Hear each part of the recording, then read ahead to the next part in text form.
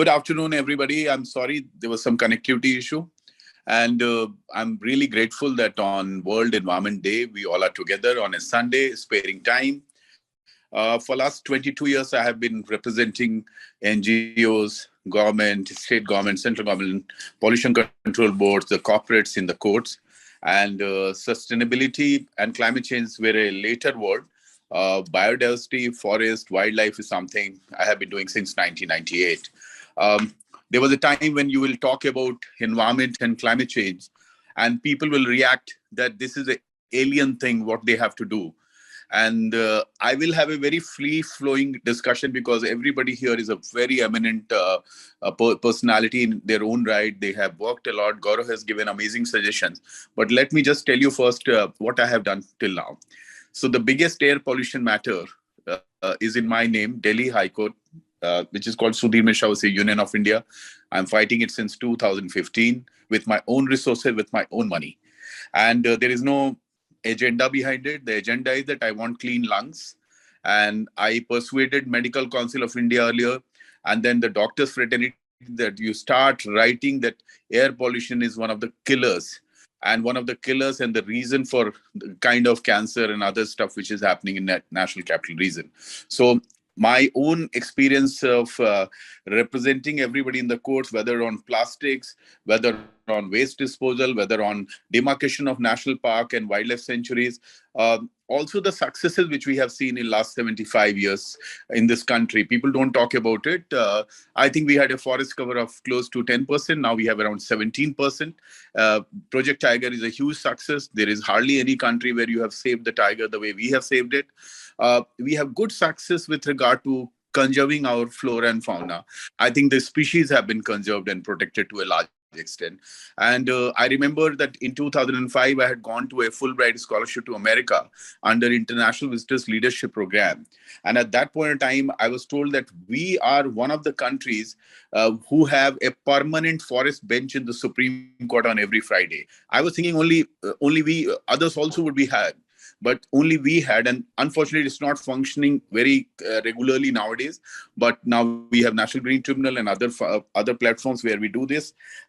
My idea is to ask you what is your story, because so far as I'm concerned, I'm simply not understanding that what are the initiatives we are talking about. If you see, if you go to the hotels, the plastics are still being used.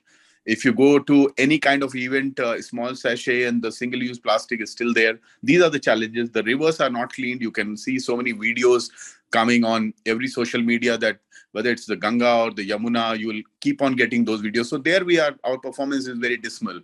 So one of the suggestions was to start with your experience and your story. So Madhulika, what do you think, what a company like ITC, which takes pride in sustainability, what do you think is your story in last 5-7 years and developing a story, how you see climate challenge as a big opportunity? So for ITC, I think even before the word either sustainability or ESG or climate, I think became much more in vogue. There has been a triple bottom line focus, right from, I think it's almost 2 decades now. And yes. I mean, when we say triple bottom line, it's not only about profit, but planet and also people. So there are what I think I would, and I just discussed one of the most inclusive models of waste disposal, municipal solid waste disposal in Pune, which ITC kind of partners with. But I think for us, climate change, of course, we have footprints in our within our operations, which we have targets, very specific targets, and we are well on the track. The largest being, of course, switching into renewable energy. And ITC, we have as a company, we have a target of being there. 50% of our energy should be from renewable sources, and we are already, and that's by 2030. We are already this year. We would be about 42% of our share of renewable energy, and these are assets which ITC has put on its own. I mean, the other is, of course, trying to see that there's other form of energy that we use, the grid electricity, and that too by 2030 we want to phase it out and switch to other forms of renewable energy like biomass, etc. Again, we are fairly on the track. So apart from it, I think what I want to these are the things which any company would be doing, right? But apart from it, what I really want to bring to front is that when I talked about the triple bottom line thing, is that ITC actually for last 3 or 4 decades has been putting in green cover, as you know, and these are all renewable sources, because if you look at our value chain, most of Yes. our products, you know, except the hotels business, all our product line, they have the at the back end, if you go back to the end of the value chain upstream, then it is some form of the agri products, right? Hmm. So this consciousness of ensuring that your not only your you know, the supply of raw material, but the people who are involved in actually creating that raw material, so the end user farmer, they Hmm. are actually the beneficiaries of all the programs that we run. So Hmm. one is the social farm forestry project that we do as part of our papers and division, where, you know, apart from which not only multiplies their income, which Hmm. but also, you know, helps them to create a sustainable, helps the planet, because, you know, you are sequestering carbon naturally. The other that we do as part of the you know, our farmer engagement, is the water harvesting or the water projects that we have been taking up, not because we have a significant water footprint, but we felt that water scarcity is something that will start impacting the farmers and hence the, you know, the whole value chain. And that is how, you know, ITC till date Yes. has created a lot of water harvesting projects, and we have a very specific plan till 2030. So Yes. as on date, actually the CO2 that gets sequestered because of farm forestry projects that we have undertaken with the help of our farmers, it is almost 2 times CO2 sequestered than the actual CO2 emissions from our own operations. And for water, about 4 times of water is getting harvested as compared to our own water, you know, usage. So Yeah. that's a kind of program, and we have further ambitions to scale it up. So I would rather leave it at that, and probably going forward we can work Yeah. on this. Sure. I'll come to Padmashri Ganapati Dada Saheb Yadav ji. And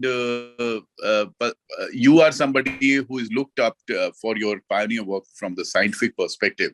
Uh, Ganapati sir, what do you think about the few challenges?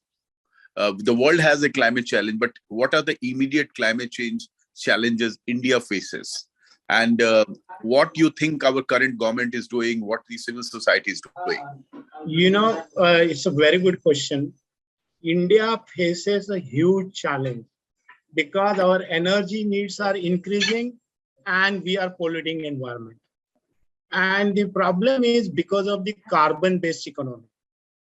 And we have to be in the context of the entire world. You know, this about 100 million barrels of crude oil is processed now, and the carbon dioxide emissions in the atmosphere have reached to the level of 420.7 ppm, which was, you know, just 410 ppm 2 years ago. And that means we have a huge challenge of containing the temperature rise, and we want to have it less than 1.5 degrees C as per the Paris Agreement.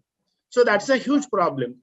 And see, unfortunately, our farming sector is not understanding this. You know, if you stay in and around Delhi, there are huge, you know, burning of, you know, stubble and all, and you can't land in Delhi during the December, January.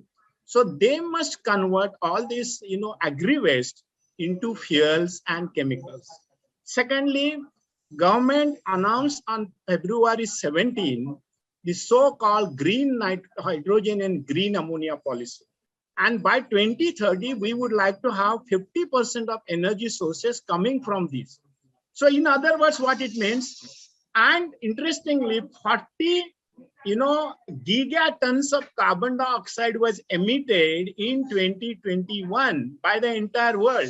And we have to bring this down to 10 gigatons by the year 2050. Then only it is possible to have across the world 1.5 degrees C temperature rise. So it's a huge challenge. So what do we do? Green hydrogen as a policy should be adopted by Government of India. Green hydrogen is the best policy. So that means you split you split a water, get 1 kg of hydrogen and 8 kg of oxygen. And this cost has to be less than $1, then only it becomes viable. Currently, whatever the gray hydrogen is produced by the refineries, where in refinery they use something like 8 different processes where hydrogen is required. Currently also they do it by steam reforming of natural gas. And that leads to carbon dioxide as a co-product that is also responsible for these emissions. So what it means to have a carbon neutral economy, even if you say biofuels, we have to have this contribution, okay, brought down of the carbon economy. So that means, solar energy, wind energy, maybe some part of the nuclear energy, and then hydrogen. By 2050, we will have about 49,000, terawatt hour energy requirement, of which 73% will come from this so-called renewable energy. And in that, hydrogen will play a very important role. In fact, I've been proclaiming it all along that the new trinity for us, it is just like Brahma, Vishnu, Mahesh. It is solar, wind, and hydrogen. Solar and wind can give you energy, but hydrogen will give you products, materials, and that is where you will use hydrogen for hydrogenation of biomass and biomass derived chemicals and oxidation. So oxygen and hydrogen, they will be very important. And for so-called green ammonia, we will have hydrogen coming from this green hydrogen and nitrogen coming from air. So what it means ultimately, our feedstock will be air and water. Very interestingly. And on the top of it, the waste biomass. Farmers, just yesterday I addressed a farmers conference in Pune.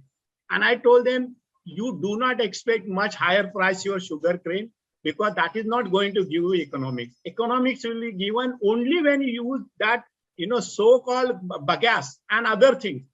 And right now what is happening, their biggest problem, that bagasse they use for cogeneration. And the government is not giving more than 4 rupees per unit. They used to get 6 rupees, so they are crying. I said, no.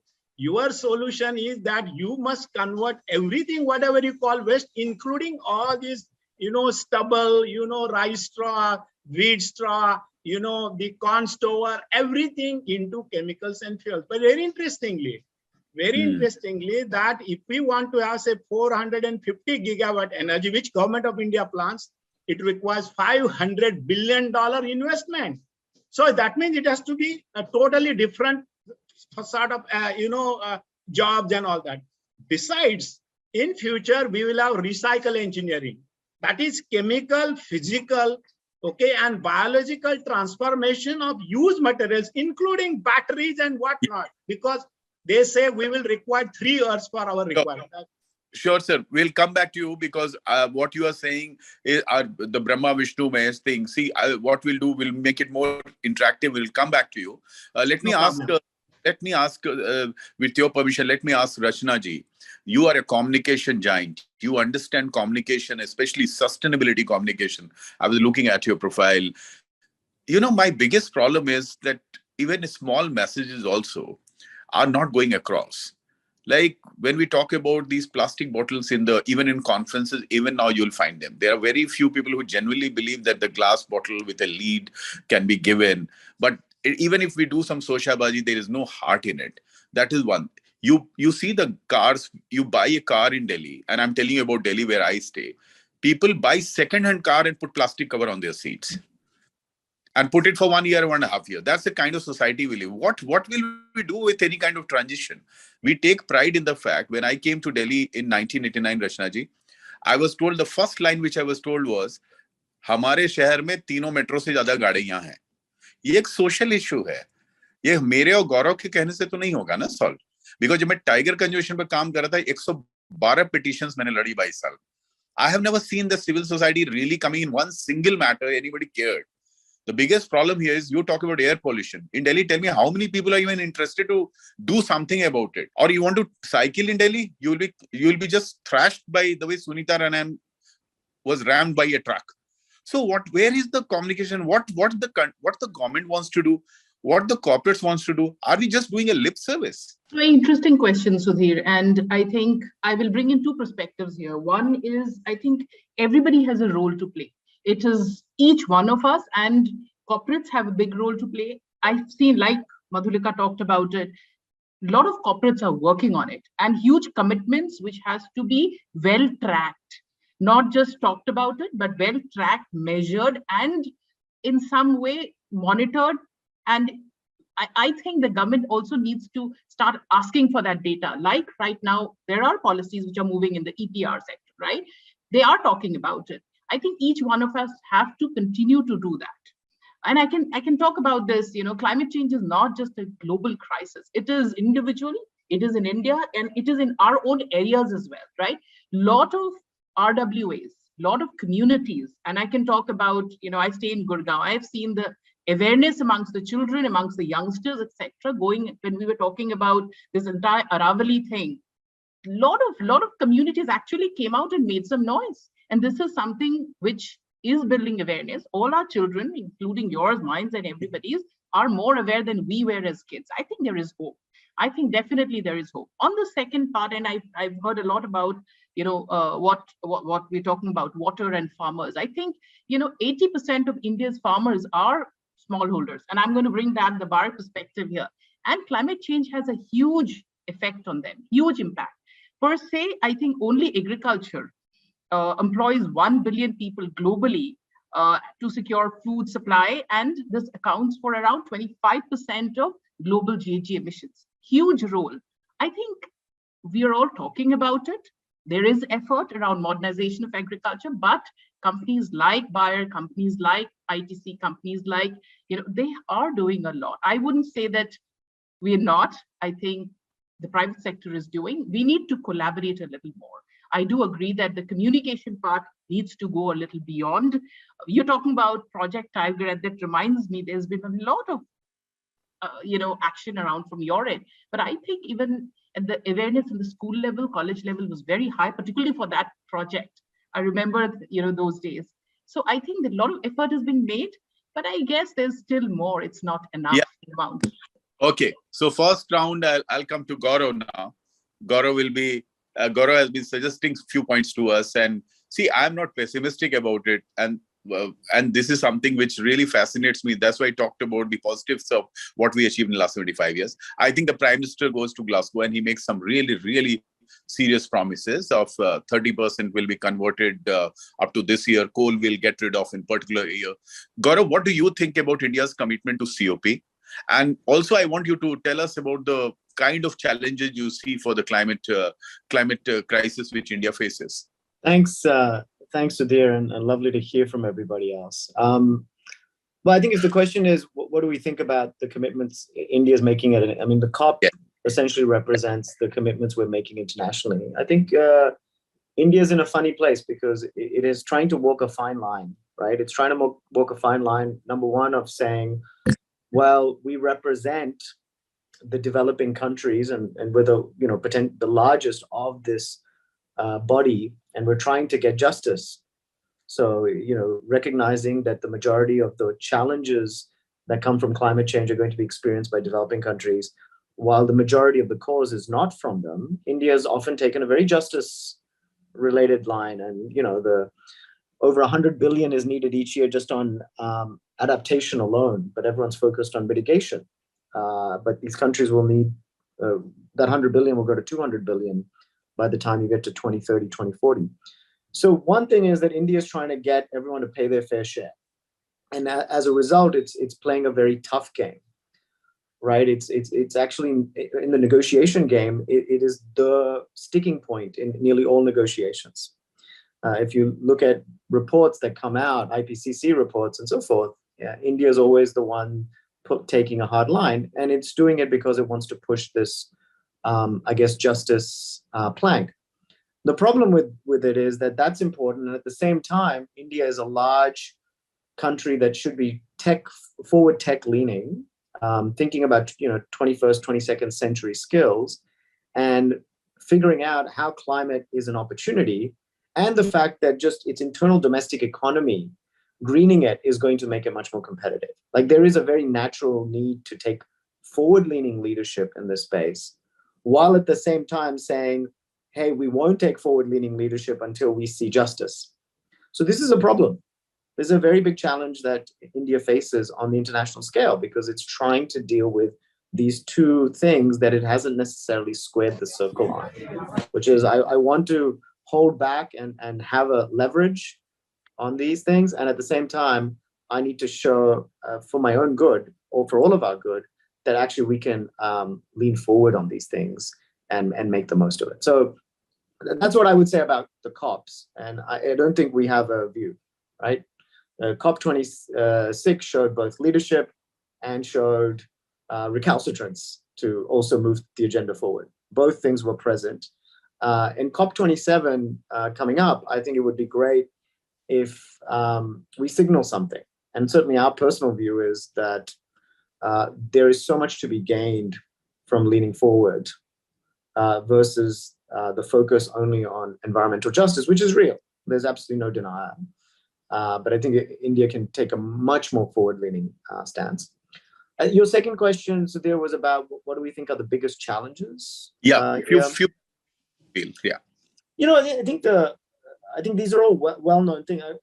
What I think many people, I'll mention two things because I think they're not fully understood. Yes. You know, the whole fight on climate change is also an equity fight. Because if you actually start to think about emissions from the perspective of distribution, we often talk about it in terms of averages, right? So the average, to hit the 2030 targets, you need to get to about 2.1 tons a person. The richest 1% are at 50x that. The bottom 40% of the world actually don't even hit 2.1 tons. Arguably, for their own development and well-being, they should be increasing their carbon emissions. Very strange thing to say. So once you actually take the distribution of the planet and the populations, and it's not just country-based. I think we often get caught up in it. It's actually the rich guy like me in Bombay and elsewhere, right? Like it's a richness issue. It's a rich versus poor issue. Then you see climate change as a very different habit formation problem. And so I think that's one perspective that I think I would put out there. Okay. I'll stop there. Go ahead. Okay. So very interesting, Gaurav. I'll tell you that 2019, before the pandemic, when we all were traveling, I was in Korea, South Korea, for a conference, and in an environmental panel, one of the lawyers from China said that we are going to establish 1,700 thermal power stations. And I was absolutely like, I was just not able to even understand. I was almost thinking that what it will do to the planet. And there was nobody which is going to tell them not to do that. Okay. And that's I'm talking about just 3 years back. Even in India, when this coal crisis happened just very recently, you know how much dilution we had to do overnight when the power was absolutely not available in most of the grid.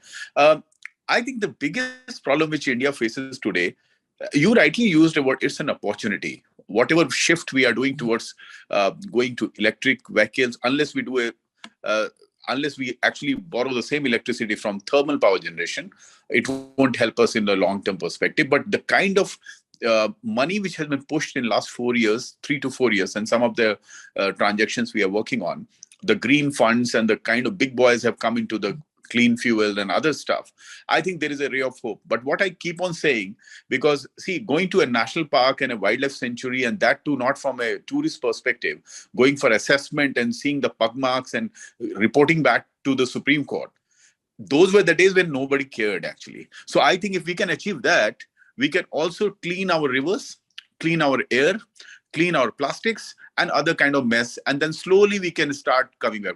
But the good part is, and I'll bring one more speaker has joined, Pratap has joined now, so I'll bring Pratap in picture, that the kind of interest which the corporates have shown in the clean energy, and with the kind of a statement which the government is making, like Delhi government said, we want the e-commerce companies in Delhi to completely shift to non-conventional energy. Pratap, what is the opportunity part of climate resilience in India? And how do you think that India has a optimizing, or I would say a very optimistic chance to showcase to the world that yes, we care for the climate? Great. Hi. Thank you, everyone, and apologize for the delay in joining. This is a good question because when I work in the climate startup space, and this is a very new space in India, although not so new globally. But on the ground, it has absolutely exploded in terms of innovation, etc. Now, that's the supply side. How do you get startups? I was a solar developer before, and my insight as a developer was when it's kind of obvious when the price of power was above the grid, there wasn't much corporate interest. When the price of power was below the grid, there was a lot more. And this is the angle I believe is we need to think about when we think about innovation and unlocking these paths to sustainability. Is how do you make the pathways either lower cost or at least easier to adopt? When I talk to corporates, we run a lot of corporate deployment programs. For example, in Goa, we're running a alternatives to plastic reuse reverse logistics program for Taj hotels currently, and we also run currently running a energy startup program for discoms. And these are solutions to, especially the second one, to save discoms a ton of money, right? And this is where I think there's a marriage between what's happening in the startup space, which is where I'm active, and what we can do to make it easier for in particular corporates and governments to adapt sustainability and resilience. Now, when I talk to corporates, here's what I hear: is where are the solutions? I want to commit to paths. I want to commit to 1.5 degrees or I want to commit to net zero. There's a lot of interest, especially for many of our leading corporates. Their fear is failure. Their fear is, how do I do it? What if I don't have the tools, etc. And it comes from something that we all know, is that when you think about the corporate world and sustainability, in fact, they don't go in different directions. The data shows in the last 30 years that the more sustainable a company is, a listed company, the higher returns. And now it sounds kind of strange, because we're so used to thinking of climate from the CSR side or government side, but this aligns well with how corporates think, which is the bottom line. The challenge, of course, is a structural challenge, is building those deployment platforms. It's for corporates to develop their innovation teams or startup innovation teams, open innovation platforms. It's early stages in India. Oftentimes I see very large groups, top 10 Indian corporate, have a policy to go to net zero. When you go to the business unit, there is no connect, right? And then you see when there is connect that it's the head of R&D who's playing a double role with startups. Now startups, and that's hard to do as well, which means that people haven't figured out their incentive structures. They haven't figured out, if I'm in a corporate, how do I incentivize someone to believe this is positive for a career to join, let's say, the open innovation team at a corporate, or is it going to be viewed as a setback? These things will be worked out, of course. It will take time. But the positive thing from when I started was the fact that the corporates in particular are looking for this. They're trying to figure out what are these structures that will make it easier. And maybe I can just add one last thing: is we've been running corporate challenges for a while. We are launching a corporate climate challenges.live platform to make it easier in terms of decarbonization, to work with many more Indian corporates, especially domestic corporates, to interact better with startups. Wonderful, Pratap. Thanks a lot. And I'll come back to Madhulika ma'am again.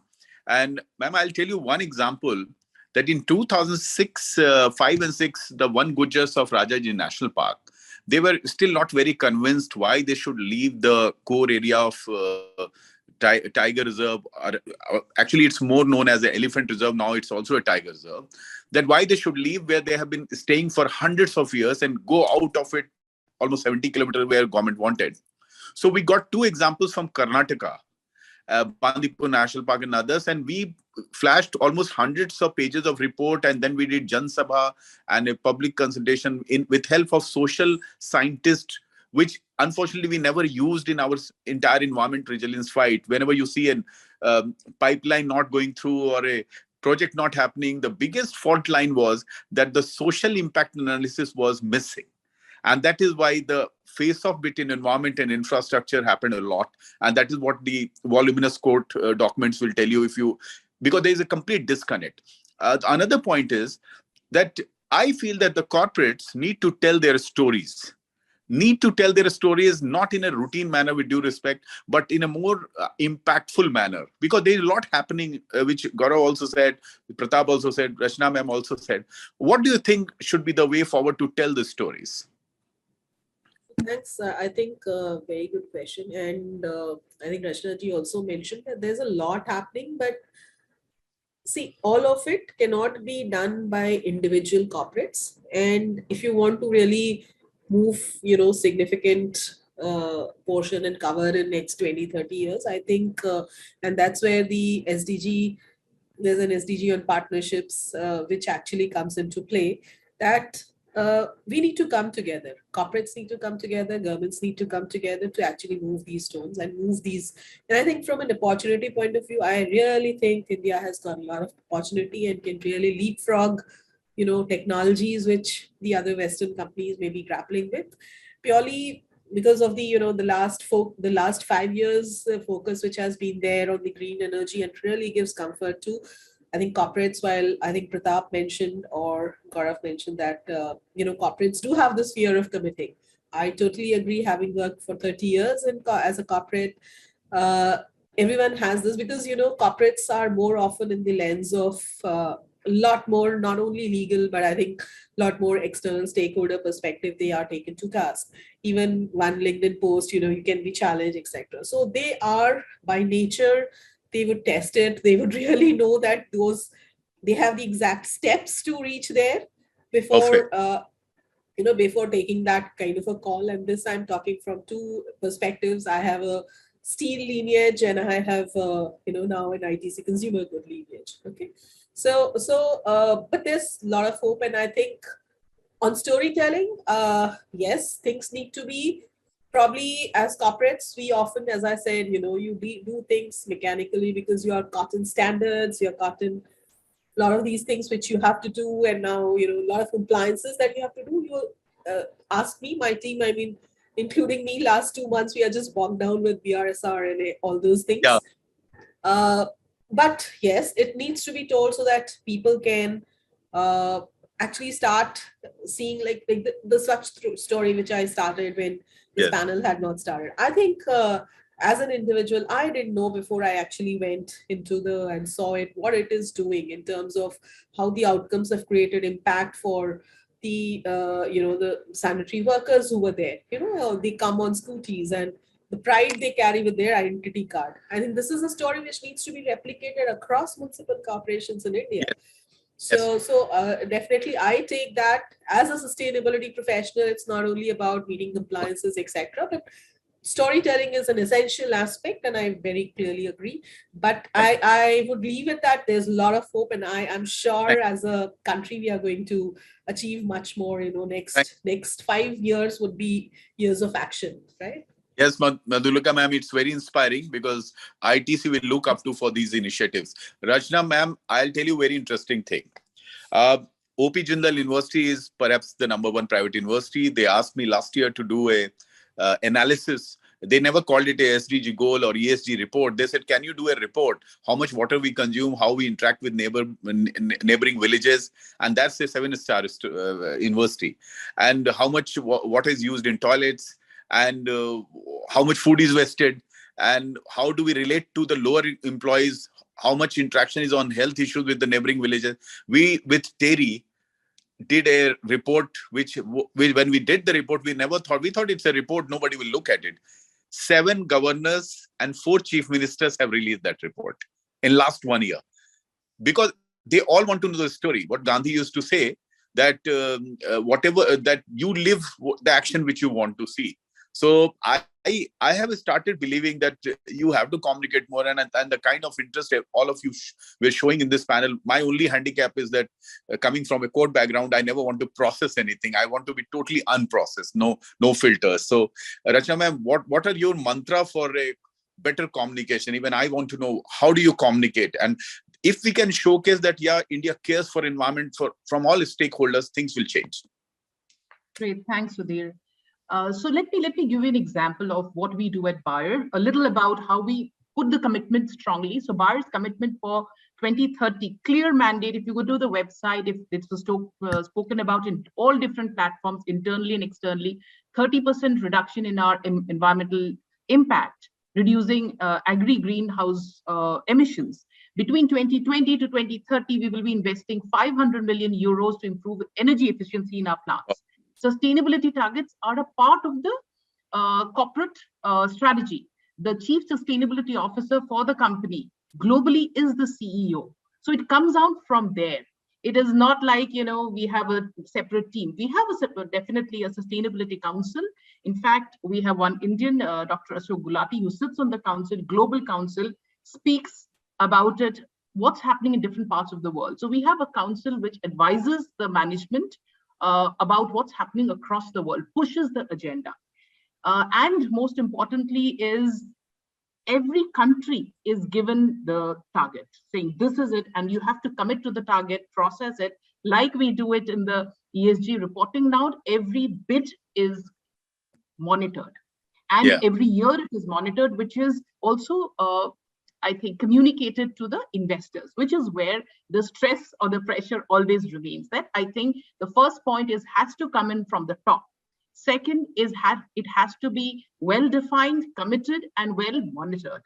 Third is also right now, while I'm speaking, we are running a water campaign across the world. There is a lady, Meena Guli, who is an athlete. She's running 200 locations across the world, coming to India in early January to build on water awareness. We are trying to see how we will collaborate with other corporates, with the government, with the state governments at a different panchayat level to bring in awareness around water.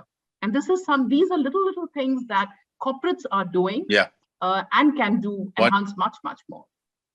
Yes, thanks a lot. And the last word I'm giving to Gaurav Gupta ji, that you made very stellar points. Now, tell me your final thoughts that what you see from India's point of view, climate initiatives in next 3 years. And you think that presently we have got a momentum. Well, I think the big challenge, and I guess we've talked a bit about corporates, is that we're going to have to do the most in terms of innovation around climate. And I think it's great Pratap is here because, you spoke about the fact that lots of good stuff is happening. Well, lots of bad stuff is happening too. Yeah. And India could go down the path of Russia. Like it could be, crony capitalism is not pro-environment. Okay, yeah. So there's free money to be made from lots of natural resources, and crony capitalism doesn't listen to market signals. It listens to the free license of assets. So India is in a very precarious position because we at one stage talk about our startup and innovation sectors, which frankly need to still be unleashed. We talk about solar, but there's a lot of regulation on solar and who gets to do solar in the country. So I don't think this is about communication. I don't really think this is at all about awareness raising. Gaurav, I think this is, go Gaurav, ahead. Yeah. I'll tell you, you have hit the nail. I'm advising a company which has come into a LNG space, and they have the same potential what a mobile phone had over the landline. And you talked about that who will do the solar business. Exactly the same dilemma we are facing because the proviso of the law is so much against any expansion. If you have put capex on the pipelines, you can't do cryo or something which can be without capex and which has a different model altogether. So we have to get rid of all those barriers. You are right. Sorry, go ahead. And so I think we know what needs to be done, but that doesn't mean we're doing what needs to be done. And I certainly think we need, it's not, we shouldn't expect corporates to do it. Corporates do whatever we tell them to do. Like, they're not moral beings, right? So if you're not going to put a price on carbon, or if you don't put a expected price, what are corporates reacting to? None of these guys were leading anything. Well, climate change has been around for 10, 20 years. Now they're realizing maybe they're going to get hit with a carbon tax in the future. Maybe their exports to certain countries are not going to happen if they don't clean up their supply chains. That's the only reason they're doing it, right? So we need to put that pressure. So the answers to that stuff doesn't sit with us in this room. It sits with finding a governance and political process in which we properly value the environment. There is no other answer. If tomorrow you don't put the right prices on things, we're going to keep screwing the earth. So I think that's where most of our effort should probably. Thank you. So nicely put. And the last, since Pratap sir is back here, I'll give you the last 1 minute and tell us that what do you think about we should be optimistic about it? Right. Thank you. I can only add from my angle, which is the innovation startup angle in particular, and it's only a small portion of the picture. As Gaurav was mentioning, on the policy side is extremely important. There's community awareness, social leaders, many things, but and innovation is only just one. I would say though that something is happening on the ground. There is this alignment of innovation and change that is profit driven. Now, Gaurav's right, profit driven could also be bad for the environment. But we have seen that a lot of the resource efficiency changes are positive for the environment by almost by definition. Less extraction, less usage of resources. So I think one thing that I would say that we should be positive about is we should continue to encourage this movement towards adoption of solutions, whether we can predict it fully or not, that's different. That's the nature of risk. But we should continue to push when one of the key stakeholders, in this case corporates, is asking for solutions, is trying to align, and maybe of course policy can support us on the maybe fallout from that. But I'm very positive that actually in the next 3 years we're going to see a lot more corporate action actually aligned to sustainability without as much government stick as we think we need. I think it's aligning much more slowly or much faster than we like. Thank you, everybody. This was a wonderful interaction on a Sunday afternoon, and we think about 5th June as a festival or some sincerity. And I really feel when you show so much of interest, people like me get really inspired. And on behalf of Business World, I thank the entire panel today. Thank you.